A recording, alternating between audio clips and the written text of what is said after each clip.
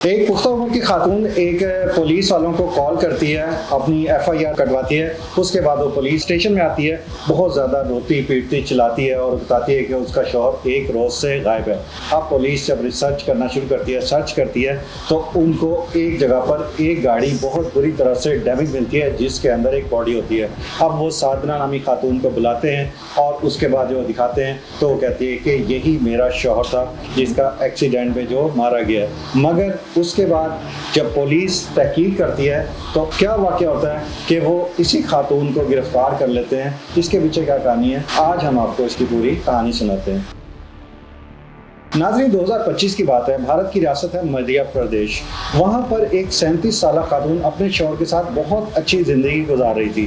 49 साल उसका शौहर था जिसका नाम रामाकांत पाठक था। ये एक स्कूल टीचर था, लाख सवा लाख रुपए ये सैलरी ले रहा था। ये साधना शर्मा उसकी बीवी थी। 37 साल इसकी उम्र थी। ये खुद भी एक जॉब कर रही थी और 50-60 हज़ार सैलरी ये भी ले रही थी। अब ऐसा हुआ कि एक रोज़ ये पेट्रोल डलवाने के लिए एक पेट्रोल पम्प जाती है और जब ये पेट्रोल पम्प पर पहुँचती है तो वहाँ पर उसे एक मनीष नामी लड़का मिलता है। 24 साल उसकी उम्र है, बहुत खूबसूरत है, नौजवान है। उसको देखकर साधना शर्मा है वो उसका दिल उसके ऊपर आ जाता है। अब साधना शर्मा ये करती है कि वो पेट्रोल जो पहले 1500 रुपए का या 2000 का या 3000 का डलवाया करती थी महीने में एक दो दफा, अब ये हर रोज़ 200-300 रुपए का पेट्रोल डलवाने उसके पेट्रोल पंप पर पहुंच जाती है। इस तरह उनके दरमियान मोहब्बत की पींगें पड़नी शुरू होती हैं। अब ये मामला जो लड़का मनीष था उसका एक दोस्त था जो उसी पेट्रोल पंप पर काम करता था। 37 साल उसकी उम्र थी, सतनीम उसका नाम था।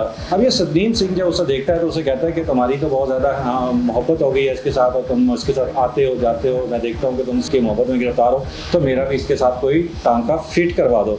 अब जो मनीष है वो सोचता है कि ठीक है, अगर ये मेरे साथ आ जाता है तो मेरे लिए सिक्योरिटी हो जाएगी, क्योंकि अकेले आदमी की बजाय अगर दो लड़के हम मिलकर इस लड़की के पास जाते हैं, मिलते हैं, तो हमारे लिए आसानी होगी। बहरहाल इस तरह ये एक 3 का ग्रुप बन जाता है। उसके बाद साधना की रूटीन होती है कि वो जब ऑफिस से फारिग होती थी तो वो और इतनी देर में ये दोनों लड़के पेट्रोल पंप से फारिग हो जाते थे तो इनको अपने साथ पिक करती। कभी ये पार्क में चले जाते, कभी ये होटल में चले जाते और कभी वो इनको अपने घर बुलाने लगी। इस तरह इनके मामलात बढ़ते चले गए। अब साधना का जो एटीट्यूड था, जो पहले बहुत ज़्यादा थकी रहती थी, फ्रेश नहीं रहती थी, अब वो बाकायदा मेकअप करने लगी थी, बाल बनाने लगी थी, बहुत खुश रहने लगी थी और काम करने के आने के बाद भी उसको थकन नहीं होती थी, बल्कि अक्सर वो शौहर से कहती थी कि आज मैं ऑफिस से लेट आऊँगी। बहरहाल यही बातें जो है वो उसके शौहर जो रामाकांत था उसको महसूस होना शुरू हुआ कि लाजमी कोई गड़बड़ तो ज़रूर है।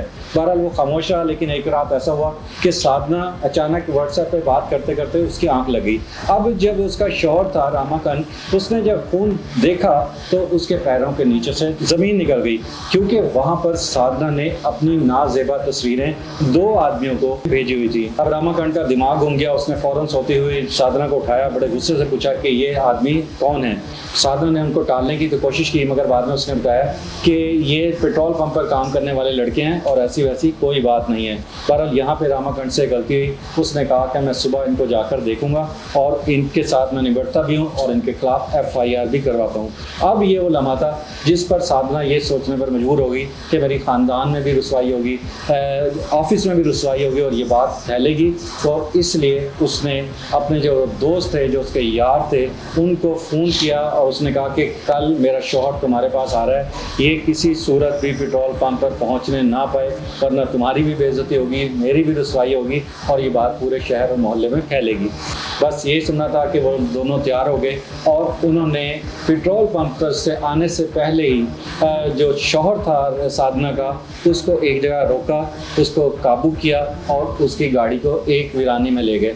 अब वीराने में ले जाकर उसको पहले डंडों के साथ अच्छी तरह मारा पीटा और उसके बाद मुंह पर कपड़ा रखकर उसको उस वक्त तक उसका सांस, जब तक उसका सांस बिल्कुल ख़त्म नहीं हो गया, काफ़ी देर तक वो उसको देखते रहे। जब उन्हें यकीन हो गया कि वो मर गया तो उन्होंने गाड़ी एक ऊंची जगह पर ले जाकर छोड़ दी और यूं गाड़ी कलाबाजी खाते हुए बुरी तरह से नीचे गई, सड़क पे लगी, दरख्त में लगी और इसको एक हादसे का रंग दिया गया। अब इधर जब मैंने आपको बताया था कि साधना ने एफआईआर दर्ज करवाई और पुलिस ने जब इसको सर्च सर्च आउट किया तो उन्हें पता लगा कि जो एक्सीडेंट है उसमें जो आदमी है उसके जिस्म पर कई जख्मों के निशान हैं।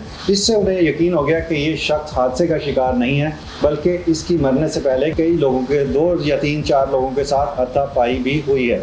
उसके बाद जब तहकीक की गई, जब कॉल का रिकॉर्ड निकलवाया गया तो बात क्लियर हो गई, जिसके बाद साधना को उन 2 लड़कों के साथ जो पेट्रोल पंप पर काम करते थे गिरफ्तार किया गया। जब उनके साथ 3rd डिग्री टॉर्चर किया गया तो उन्होंने फ़ौरन इतराफ़ कर लिया और उन्होंने बताया कि इसकी मास्टरमाइंड हम नहीं थे, ये खातून थी जिसने हमें ये करने का मशवरा दिया था और हम दोनों को 1-1 लाख रुपए भी भिजवाए थे।